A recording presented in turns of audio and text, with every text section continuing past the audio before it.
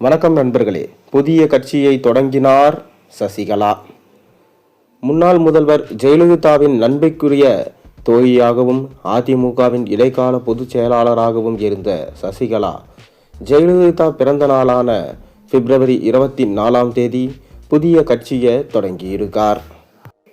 ராமதாத்தாபுரம் மாவட்டம் கமுதியில நலத்திட்ட உதவிகள் வழங்கும் விழாவில் கலந்து கொண்ட சசிகலா தனது கட்சி கொடியை அறிமுகம் செய்தார். கருப்பு, வெள்ளை, சிகப்பு நிறம் கொண்ட இந்த கொடியில பேரறிஞர் அண்ணா, புரட்சித் தலைவர் எம்ஜிஆர் மற்றும் இரும்பு பெண் என அழைக்கப்பட்ட ஜெயலலிதாவின் புகைப்படங்கள் இடம்பெற்றிருந்தது. கட்சி கொடியை அறிமுகம் செய்த சசிகலா கட்சியின் பெயரை இன்றும் அறிவிக்கவில்லை. கட்சியின் பெயர் விரைவிலே அறிவிக்கப்படும் என்று அவர் தெரிவிச்சிருந்தார்.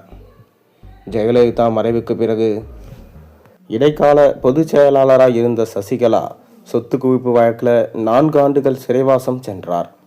இதற்கிடையே அதிமுக பொதுச் செயலாளர் எடப்பாடி பழனிசாமிக்கு எதிராக செயல்பட்டதனால அதிமுகவிலிருந்து நீக்கப்பட்டார். தொடர்ந்து இபிஎஸ்க்கு எதிராக நின்ற ஓபிஎஸ், டிடிவி தினகரன் ஆகியோரோடு சேர்ந்து அதிமுக தலைமை மாற வேண்டும் என தொடர்ந்து கோரிக்கை விடுத்துட்டு வந்தார். ஆனால் யாரும் எதிர்பாராத விதமாக இபிஎஸ்க்கு எதிராக நின்ற டிடிவி தினகரன் இப்போது தேசிய ஜனநாயக கூட்டணியில் சேர்ந்து அவரோடு ஐக்கியமாகிவிட்டார். இதே போல திமுகவின் புகைப்பாடும் ஓபிஎஸ் அக்கட்சியில் விரைவில் இணைய இருக்கார். இதனால் தனி மரமான சசிகலா அடுத்து என்ன செய்ய போகிறார் என்ற கேள்வி எழுந்து வந்தது. இந்த நிலையில தான் புதிய கட்சி தொடங்கியிருக்கிறார் சசிகலா. விரைவிலே கட்சியின் பெயரை அறிவிப்போம்.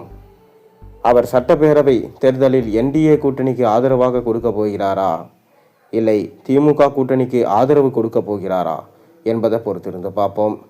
தொடர்ந்து புதிய கட்சியை ஆரம்பிப்பேன் என கூறியிருந்தார்.